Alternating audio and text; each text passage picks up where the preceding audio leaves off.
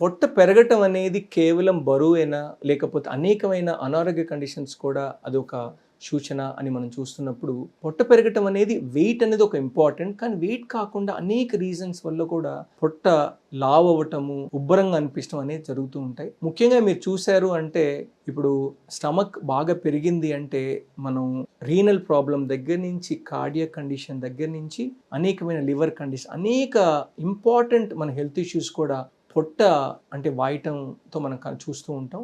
ముఖ్యంగా చూసాము అంటే కిడ్నీ ఫెయిల్ అయినప్పుడు ఏంటంటే వాటర్ బయటకు పంపించలేక నీరంతా కలెక్ట్ అయిపోయి దానివల్ల పొట్ట వాసిపోవటం జరుగుతూ ఉంటుంది. అదేవిధంగా లివర్ ఫెయిల్యూర్ ఉన్నప్పుడు కూడా లివర్లో ఆల్బుమిన్ తగ్గటం వల్ల అసైటిస్ డెవలప్ అయిపోయి నీరు చేరిపోయి ఆ నీరు చేరటం వల్ల పొట్ట బాగా థిన్గా అయిపోయి బాగా విపరీతంగా వాయటం జరుగుతూ ఉంటుంది.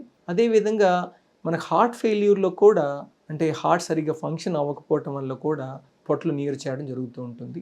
ఇవన్నీ కాకుండా కొన్ని ఇంపార్టెంట్ అబ్డామినల్ కండిషన్స్లో కూడా మనకు జరుగుతూ ఉంటుంది. అది బినైన్ కండిషన్స్ ఏంటంటే సరి అయిన ఎక్కువ గ్యాసెస్ డిస్టెన్షన్, బ్లోటింగ్, మోషన్ వెళ్ళకపోవటం, మోషన్ బ్లాక్ అవటం, దీనివల్ల కూడా అవుతుంది. అవి అంత సీరియస్ ఇష్యూస్ కాదు, మనం ట్రీట్ చేయడానికి ఈజీగా ఉంటుంది. కొన్ని కండిషన్స్ ఏంటంటే కొన్ని అబ్డామినల్ క్యాన్సర్స్ కానీ గెడ్డలు అవ్వటము, అంటే అది సింపుల్ అంటే ఓవేరియన్ ట్యూమర్స్ అవ్వచ్చు, అదేవిధంగా అంటే పారాయోటిక్ లీషన్స్ అవ్వచ్చు, అంటే అయోట చుట్టూ లింఫ్ నోడ్స్ పెరిగినప్పుడు దానివల్ల ప్రాబ్లమ్స్ అవ్వచ్చు. అదేవిధంగా పెద్ద పేగులో క్యాన్సర్స్ కానీ స్టమక్ క్యాన్సర్స్ కానీ సింపుల్ ట్యూబర్క్లోసిస్ కండిషన్స్లో కూడా పొట్టలో నీరు చేరటం అలాంటిది వాయటం జరుగుతూ ఉంటుంది.